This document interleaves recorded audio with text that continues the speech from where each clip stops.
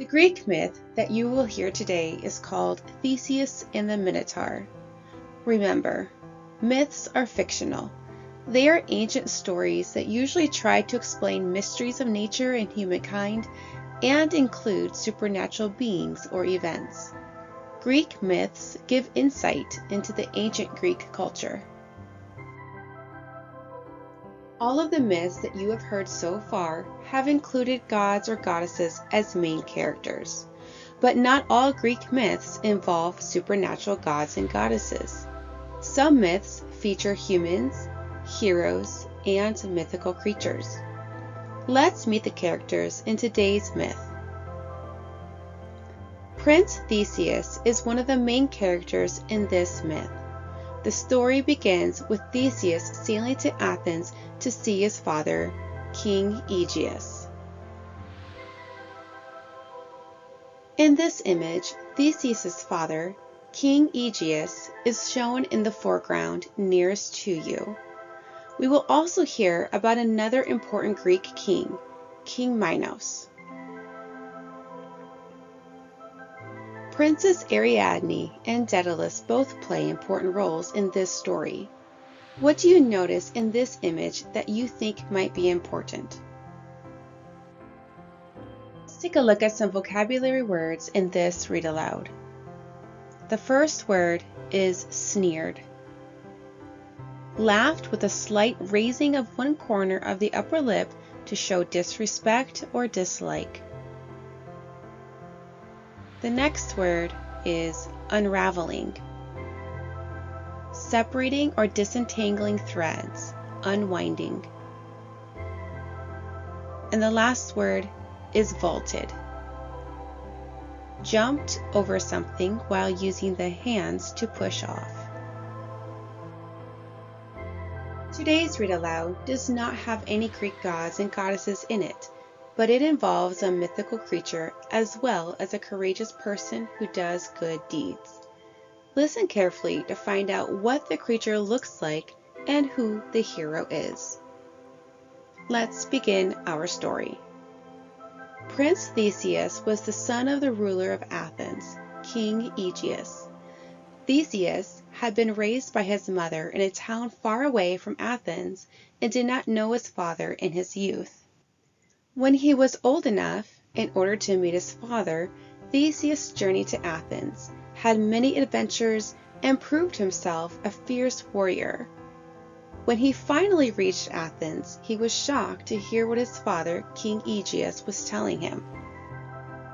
Next week, King Minos and his ship will return to Athens after another 9 years, King Aegeus said. This will be the most terrible time for our people when they see those black sails. Black sails? Who is this King Minos, and what happens when his ship comes to Athens? Asked Prince Theseus. His father answered, King Minos, who rules the great island of Crete, has the mightiest navy and army on earth. Several years ago, his son was visiting here in Athens. There was a terrible accident, and the young man never returned to Crete. I sent word to Crete, explaining what had happened and how sorry we were. But King Minos would not listen.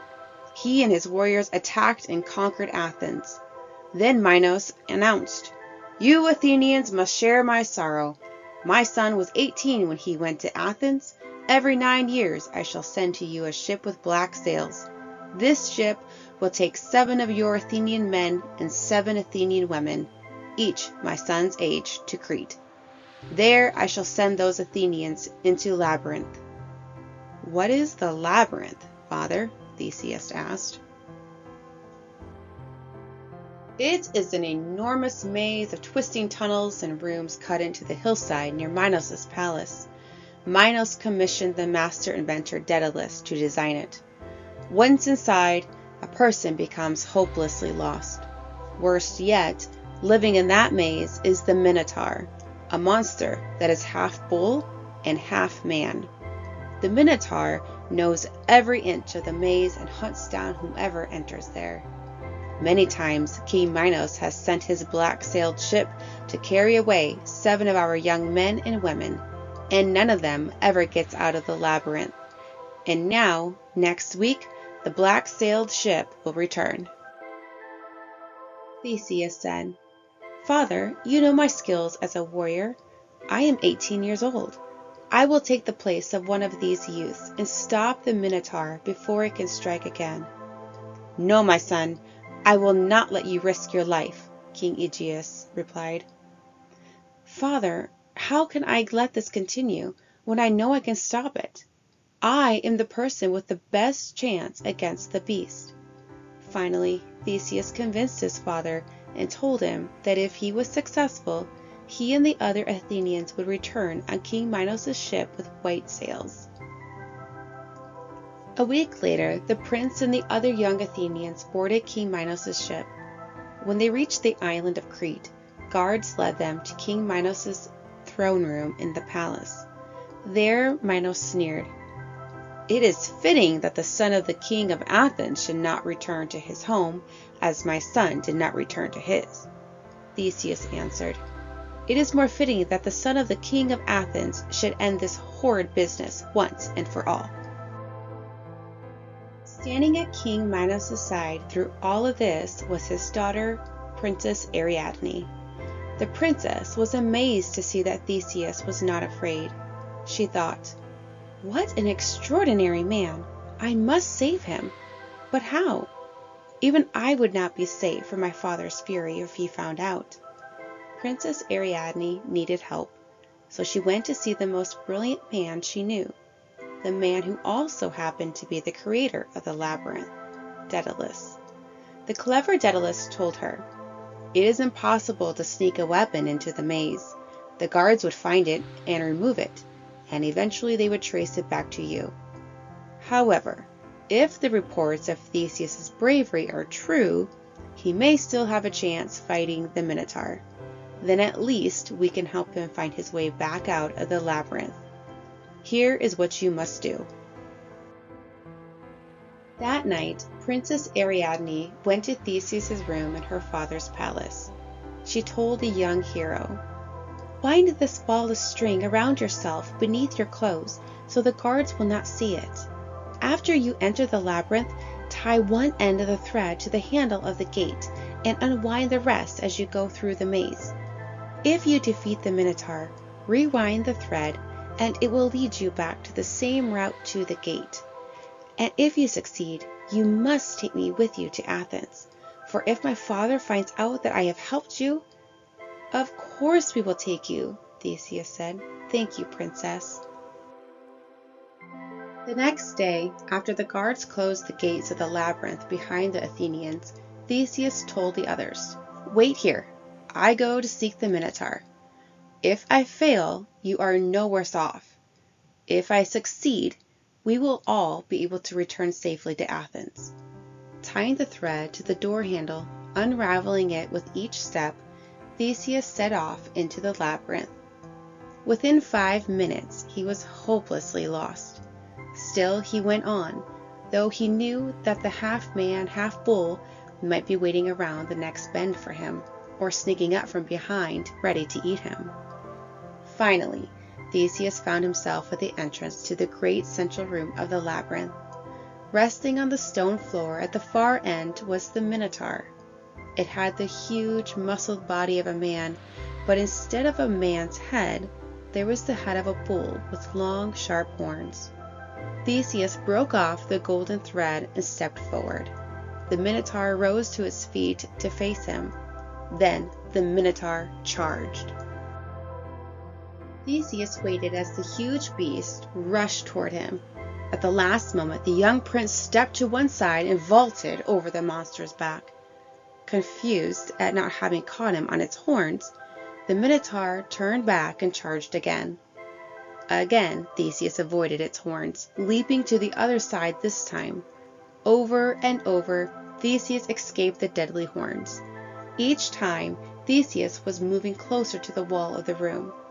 Finally, as Theseus leaped aside once more, the Minotaur, unable to stop, ran with an explosive shock into the wall.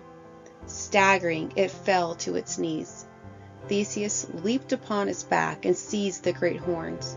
He wrestled the Minotaur to the ground and eventually defeated him. Hours later, the other Athenians saw their prince emerging wearily and triumphantly from the stone tunnels. Untying the thread that had led him back, he said quietly, "Let's go home." Opening the gate, which was never locked, for no one had ever returned, the Athenians stole out. The day had passed, and the city was now shadowed with night. They moved down to the harbor and found Princess Ariadne waiting for them in the shadows by the docks. Then they all set sail for Athens, bearing the glad news. Thanks to Theseus, the danger from the Minotaur was finally over. Theseus, however, had forgotten to change the sails from black to white. When his father, King Aegeus, saw the black sails from his perch on the cliff, he fainted and fell forward into the sea. To this day, the sea King Aegeus fell into is called the Aegean Sea. Let's look at some characteristics that are in this Greek myth. Did this myth try to explain something in nature or teach a lesson? Yes, this myth tries to explain how the Aegean Sea got its name. Does this Greek myth have any mythical creatures? Yes, there's Theseus, who is a courageous character, but also the Minotaur, who is a mythical or supernatural character. Does this myth have any Greek gods and goddesses in it? No, this Greek myth does not have any Greek gods or goddesses. Take a moment to discuss any insights into ancient Greek culture that this Greek myth may have explained.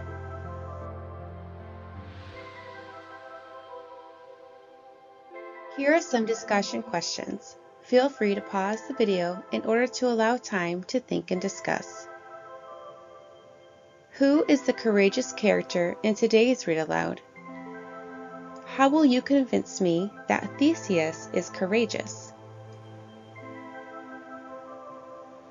Who is a supernatural creature in today's Read Aloud?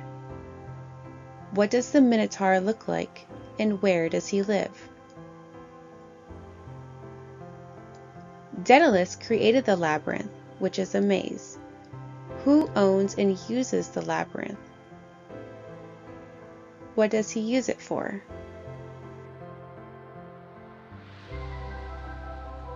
Why does King Minos send 14 Athenian youths into the labyrinth every 9 years? Who comes up with the plan to help Theseus escape the labyrinth? Why does she choose to help him even though she knows her father would be furious? Theseus escapes the Minotaur's dangerous horns by vaulting over the beast every time he approaches. How does Theseus escape from the labyrinth?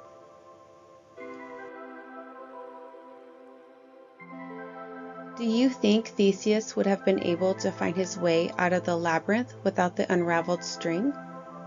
Why or why not?